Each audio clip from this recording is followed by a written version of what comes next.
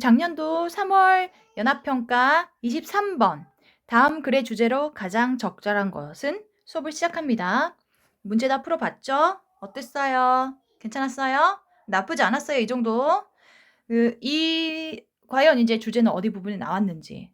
주제는 대체로 영어 글은 첫 문장에 주제를 던져주는 경우가 되게 많기 때문에 아무리 어려워도 첫 문장은 와작와작 잘 씹어먹습니다. 보시죠.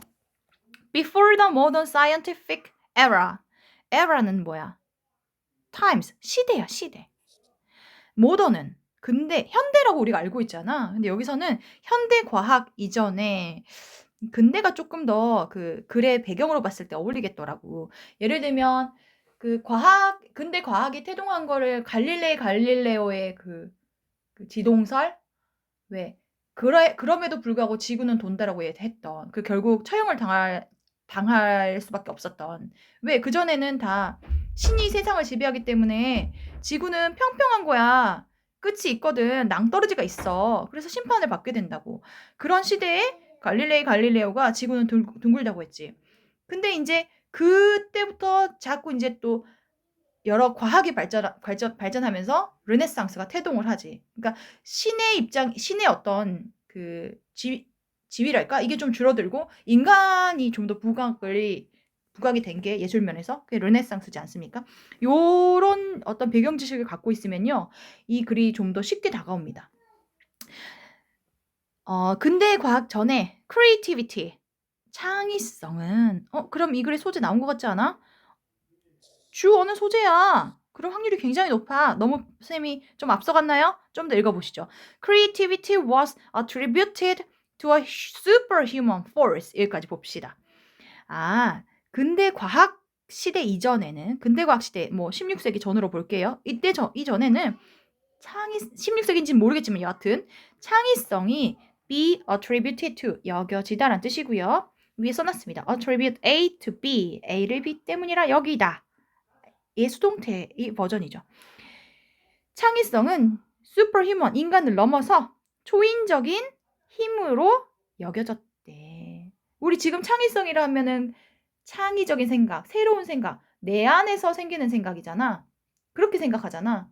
신이 준 선물이라고 생각하나? 아니잖아. 근데 이때만 해도, 근대 과학 이전만 해도 창의성은 인간의 힘을 넘어서는 힘이었대. 그래, 부연 설명을 봅시다. 세미콜론. All novel ideas, 모든 새로운 생각은 originated, 유래했어요. with the gods, 신과 함께 나왔어요. 그러니까 새로운 생각은 결국 누가 준 거야? 신이 준 거야. 그럼 이렇게 동그라미 칠 수 있지 않을까? 중요한 개념 두 개를 잡았습니다. 창의성은 누가 준 거야? 신이 준 거야.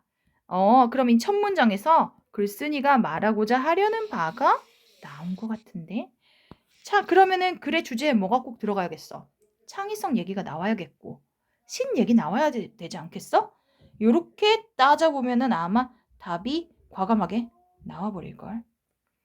그런데요, 여러분 이제 진짜 그래서 여러분 수능 풀 때는 모의고사 풀 때 시간이 부족하잖아? 첫 문장 정독하고 나머지는 굉장히 가볍게 읽는 거지, 빠르게.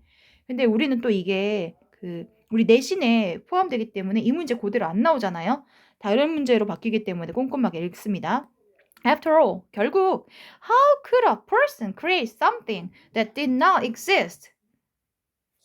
어떻게 감히 인간이 뭔가를 만들어내겠어?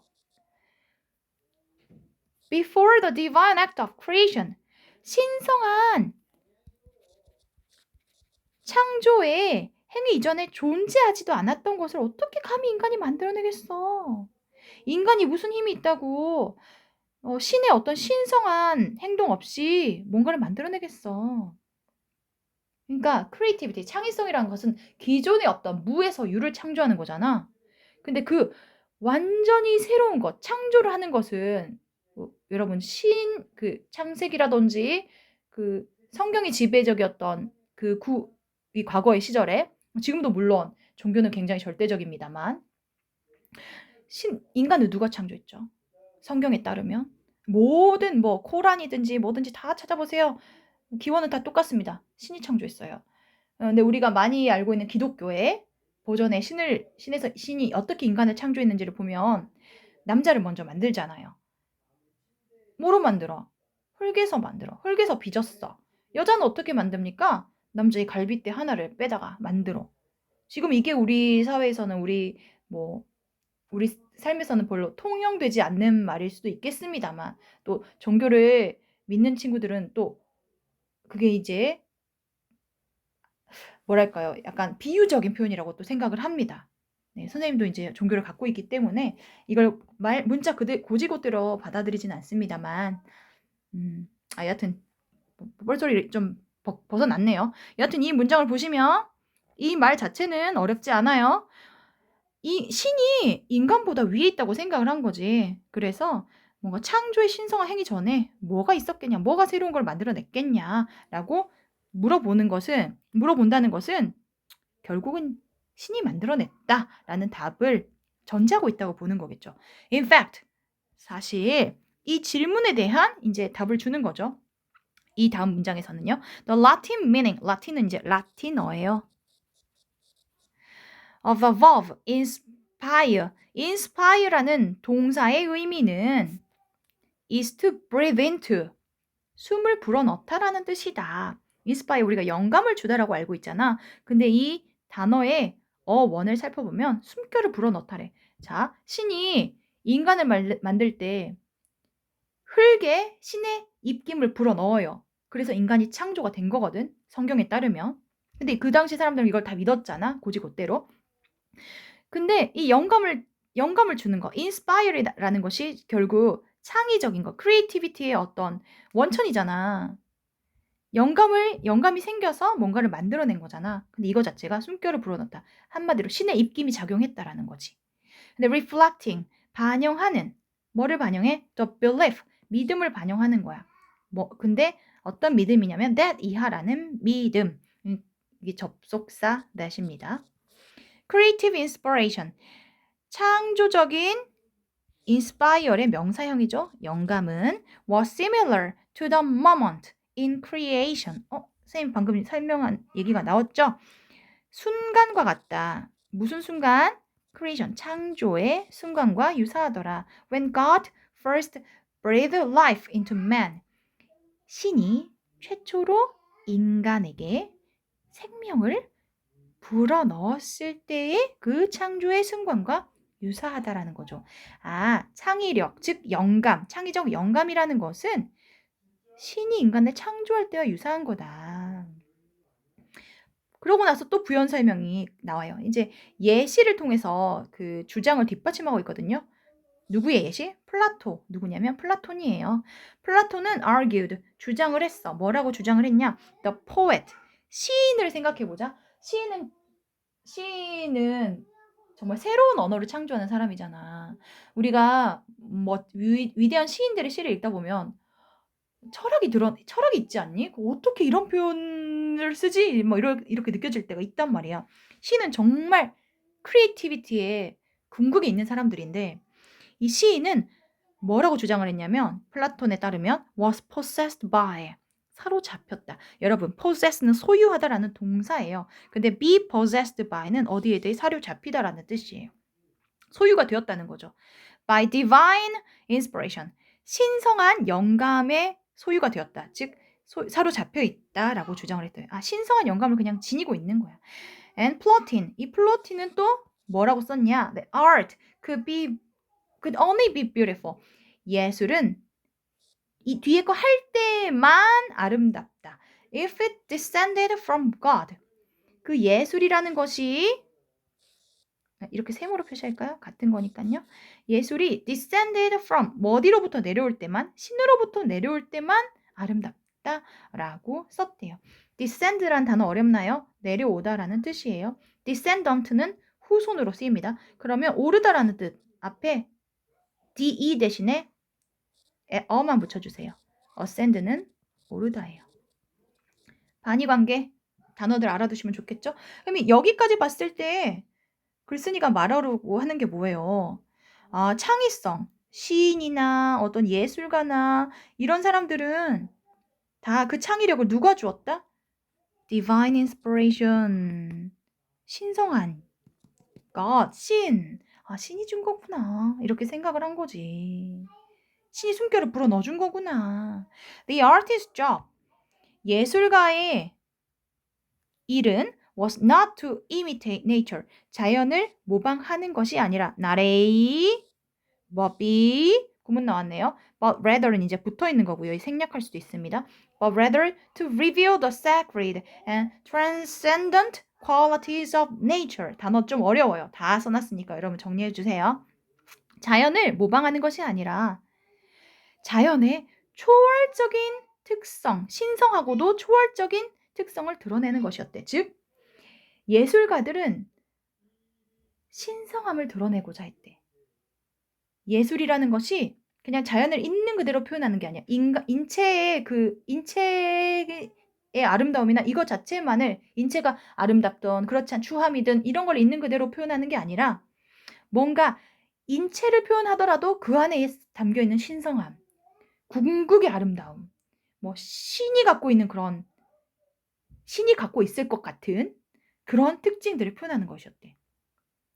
오케이. 자, 플라톤 언제 사람이야? 플라톤 어느 시대 사람이냐면 그리스 사람이란 말이야. 그리스는 고대로 가죠. 기원 전으로 갑니다. 로마는 기원 후죠. 기원 전이기도 합니까? 그 영년, 원년을 이제 그 기독교에서는 그리스도의 탄생을 기점으로 해서 그때부터 연으로 가죠. 그 전에 이제 그리스, 또 로마도 아마 조금 껴 있을 거예요. 하여튼 그리스의 사람이란 말이야. 그 시대에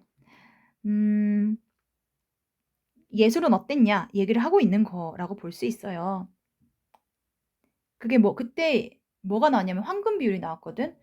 그러니까 밀로의 비너스라든지 우리가 익히 알고 있는 그리스 로마 시대의 아름다운 그 예술품을 보면 정말 황금 비율로서 그 인체의 아름다움이라든지 이런 것들이 그 인간의 근육부터 시작해서 굉장히 세세하게 굉장히 아름답게 묘사가 되어 있단 말이죠. 좀 이따 작품을 좀 보여드릴게요.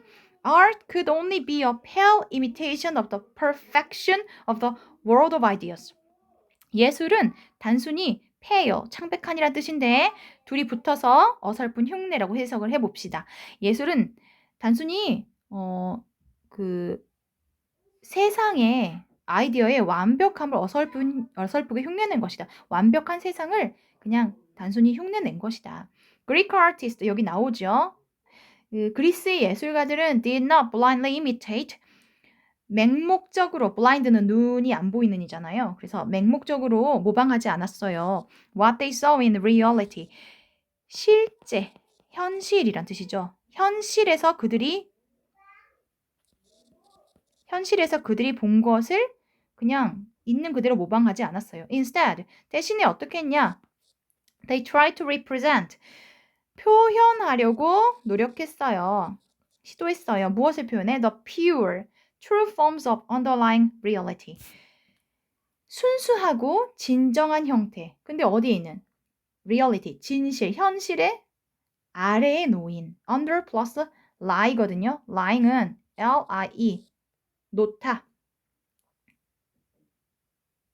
여기 형용사형입니다. 그러니까 아래에 놓여 있는 아름다움을, 순수함을 표현하려고 했대요. 그러니까 뭔가 눈앞에 보이는 것 이면의 것들을 보여주려고 했대요. resulting 결과를 낳았어요. 분사구문이죠. 어떤 결과를 낳냐? In a sort of compromise. 타협, a sort of는 일종의란 뜻이고 일종의 타협을 낳게 되었대요. 명사 동사 다 됩니다. Between abstraction and accuracy. abstraction은 추상. abstract가 추상적인이고요. 추상과 정확성, 그러니까 reality라고 볼 수 있을 것 같아요. 그리고 추상성은 이제 눈에 안 보이는 것들, 즉 신의 가치, God 혹은 divine이라는 단어가 나왔잖아요. 신성한 divinity. 이 정도로 개념을 정리해 볼 수 있을 것 같습니다. 그래서 실제와 어떤 정확성과 추상성 사이에서의 타협을 하려고 했대요. 타협을 하게 되었대요. 이 말이 좀 어렵죠. 그러니까 다시 정리를 하자면 그리스의 예술을 보면 인간이 어떻게 완벽하게 아름다울 수 있겠어. 사실 요즘 예술을 보면은 뚱뚱한 것도 아름다움이 되고 아주 막 삐뚤어져 마른 것도 아름다움이 되고 그 아름다움이 추하다고 생각했던 것도 아름다움이 된단 말이야. 19세기 뉘샹이 변기를 생각해 봐. 소변기를 생각해 봐. 변기가 예술 작품이 되었잖아. 본 적 있죠? 들어본 적 있죠? 이런 것처럼 예술의 경계가 아름다움의 경계가 사라졌다고. 그런데 이때 당시만 해도 그 인체를 있는 그대로 배 나온 신체, 짧은 다리 뭐 이런 것들을 그리스 시대에 표현하지 않았다는 거지. 있는 그대로 표현하기보다는 그 안에 감춰져 있는 신성함을 표현하고자 했다는 거예요, 예술 작품에. 그래서 황금 비율이 나온 거 아니겠어? 궁극적으로, 절대적으로 아름다운 거. 이집트의 피라미드 같은 것도 보면은 황금 비율을 따랐다고 하잖아요. 신성함을 표현하고자 한 거죠. 자, 그러면요. 답이 몇 번일까요? 1번부터 보시죠. Conflicting views. 상충하는 관점인데 on the role of artist. 예술가들의 역할에 있어서의 상충하는 관점 얘기 1도 안 나왔고 2번 positive effects of imitation on creativity. 창의성에 있어서의 모방이 긍정적인 효과. 단순히 모방하려고 하는 게 아니었고 뭐 긍정성을 따지는 거 아니죠. 3번 contribution of art. 예술의 기여. to sharing religious belief. 종교적인 믿음을 공유하는 데 있어서 예술이 어떻게 기여했냐를 얘기하는 게 아니라 거기까지 나아가지 않았어요. 4번 God. 신인데 as a source of. 원천으로서의 신. creativity. 창의성의 원천으로서의 신. in the pre-modern era. 전근대적인 시대에. 앞에 이제 모던 사이언티픽 에라 이전이라고 했으니까 이거 어때요? 아, 창의성이라는 것은 신이 준 것이다. 그 예시로 뭐가 나와요? 시인들의 예시, 플라토나 뭐 우리가 익숙하지 않은 누굽니까? 철학자 같은데 플로틴이라든지 그 다음에 그리스의 예술 얘기가 나오잖아요. 그 근거로서. 그래서 이 4번 딱 첫 문장을 압축해놨죠. 맞죠? 5번 collaboration 협력인데 between philosophy 철학과 and art 예술의 협력이래. in 뭐 all ancient times 고대 시대에. 이거 철학 얘기 안 나왔죠? 예술도 일종의 예시로 쓰인 겁니다. 네, 그래서요 주제는 굉장히 명확해요. 이 주제를 여러분의 말로 표현을 해보시고요. 선생님이 구글에서 이렇게 찾아봤어요. The Greek arts라고 찾았더니 top 10 ancient Greek artworks라고 나오더라고요. 여러분들 익숙한 작품들 있어요. BC 350년 경에 만들어졌던 작품이에요. 많이 손상이 되었습니다만 근육이라든지 뭐 인체의 비율이라든지 이런 게 아름답게 묘사가 돼 있음을 알 수 있어요. 신을 묘사한 것 같긴 해요. 그 다음에 잠깐만요. 내가 위에서부터 보여줘야 되는데 잠깐만 여기 다시 갈게요. 네, 첫 작품 이거 뭔가 신화에 나오는 이야기 같지 않아요? 인체도 굉장히 뭐랄까요? 근육질에 아름답게 묘사가 돼 있죠. 솔직히 우리 살면서 이렇게 몸 생긴 사람 헬스장에서나 보지 어디서 봐요? 그렇지 않아요? 그 방패 손이 묶여 있는 어떤 그래서 신화에 나오는 인물을 묘사하는 것 같습니다. 신성한 이야기를 하고 있죠. 작품에서도 신의 이야기를 빼놓지 않았어요. 두 번째 작품도 보시면요. 기원전 이때 1180년, 160년에 만들어진 작품인데 뭐 천사 날개 달고 있고 그다음에 뭐 그 뱀같이 구렁이 같은 애들이 막 물고 있고 또 신화에 나오는 이야기를 작품으로 묘사하는 것 같죠? 단순히 인간의 그냥 일상적인 이야기가 아니라 어떤 신성한 신의 이야기를 작품 속에서 뭐 예술이라고 하면은 크리에이티비티, 창의성의 대표적인 주제라고 할 수 있으니까요. 거기서 드러냈다는 걸 알 수 있고요. 또 기원전 거의 400년 이전에 이렇게 멋지게 청동으로 인체를 조각을 했습니다. 요 작품 3명의 여신이라는 작품이래요. 이런 작품들을 보면 우리 들어봤죠? 그 반인 반수, 반은 말이고 반은 인간인 그리스 로마 시대의 신화 이야기를 작품으로 담았어요. 또 이 글에서 말하고자 하는 창의성과 신과의 관계가 작품에 잘 드러나 있죠. 제우스를 묘사했는데요. 비율이 범상치 않죠? 궁극적인 아름다움을 추구하고자 했던 것 같아요. 그럼 마지막에 나왔던 그 추상과 정확성 사이에 어떤 타협을 하고자 했다. 네, 그런 예시가 작품에 나와 있는 것 같습니다. 자, 새인 인간이에요. 뭐 다 신화 이야기 같죠? 요런 것들 여기까지예요. 보시면 이런 작품들을 통해서 글을 조금 더 잘 이해할 수 있을 것 같습니다. 네, 그럼 오늘 수업이 좀 길어졌어요. 여기까지 하겠습니다.